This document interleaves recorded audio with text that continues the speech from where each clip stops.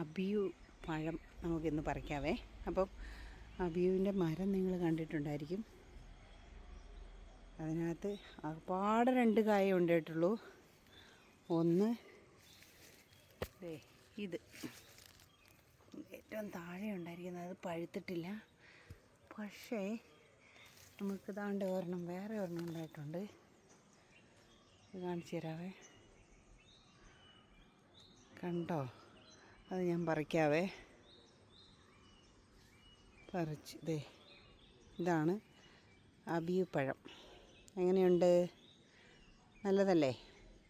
ഇനി നമ്മൾ മുറിക്കുന്നതും കൂടെ കാണിച്ചു തരാം കേട്ടോ. ഞാൻ തിന്നിട്ടില്ല. നമുക്കുണ്ടായതിൽ ആദ്യം ഒരു ഇച്ചിരി പച്ചയൊക്കെ ഉണ്ട് കേട്ടോ ഇവിടെ. പക്ഷേ കുറേ നാളത്തേനും ഇട്ടാൽ അത് കിളികൾ കൊണ്ടുപോകും.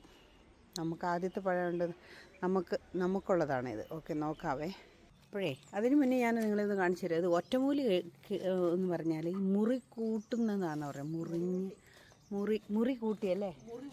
ആ, അതാണ്. കണ്ടോ? ഇത് നമ്മുടെ കൈ മുറിഞ്ഞ് കഴിഞ്ഞിട്ടുണ്ടെങ്കിൽ എത്ര വലിയ മുറിവാകട്ടെ, ഒത്തിരി വലിയ മുറിവല്ല കേട്ടോ, ഏകദേശം ഒരു മിനിമം മുറിവ് ആണെങ്കിൽ ഇതിനെ പിഴിഞ്ഞ് അവിടെ വെച്ച് പൊതിഞ്ഞ് വെച്ച് പിഴിഞ്ഞ് തന്നെ ചതച്ചിട്ടോ വെച്ചാൽ അന്ന് തന്നെ മുറി കൂടുമെന്നാണ് പറയുന്നത് കേട്ടോ. നല്ല ഔഷധമല്ലേ, ഒറ്റമൂലിയല്ലേ. ഇതിന്റെ പേരെന്നാ? സ്വർഗത്തിലെ പഴം. സ്വർഗത്തിലെ പഴം അബിയു. ഇതിന് എത്ര പീസാക്കണം നമുക്ക്? കുരു അംഗങ്ങളുണ്ട്. എനിക്ക് വേണ്ട. നീ തിന്നിട്ടുണ്ടോടാ? എനിക്ക് വേണ്ട.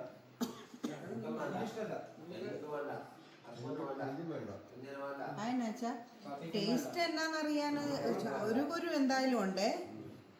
ഇത് ആർക്കും വേണ്ടി പിന്നെ എങ്ങനെയാ നമ്മൾ തന്നെ തിന്നുന്നത്? എനിക്ക് അങ്ങനെ നോക്കട്ടെ ഞാനിത്. കുരു അതേടെ 2 കുരു ഉണ്ട് കേട്ടോ.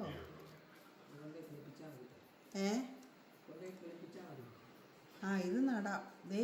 കണ്ടോ? നല്ലല്ലേ? കുരു ഉണ്ട്. സാധാരണ ഇതിനകത്ത് 1-2 ഒക്കെയാണ് കാണാറല്ലേ?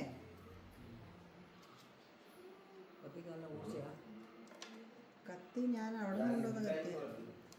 ഇത് 2 നല്ല കുരുവാടി. നടാൻ തോന്നുന്നു. ഇത് എവിടെ നിന്ന് കൊണ്ടുവന്നാ സനല്ലേ? ഇത് കുരു കാരണം പഴമില്ലല്ലോ.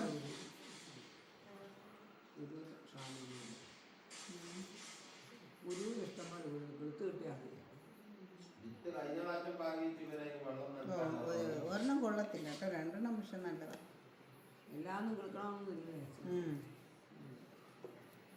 ഓക്കെ, വാ ഓടി. എത്ര പേര് നമ്മളെല്ലാവർക്കും ഉണ്ട്. ഇപ്പം ആർക്കൊക്കെയോ വേണ്ടത്? ഞാനും തിന്നു.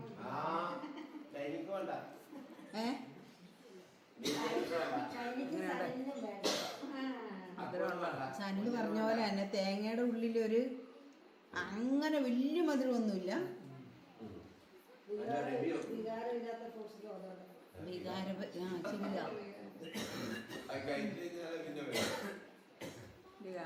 അങ്ങനെ പറയാനോ?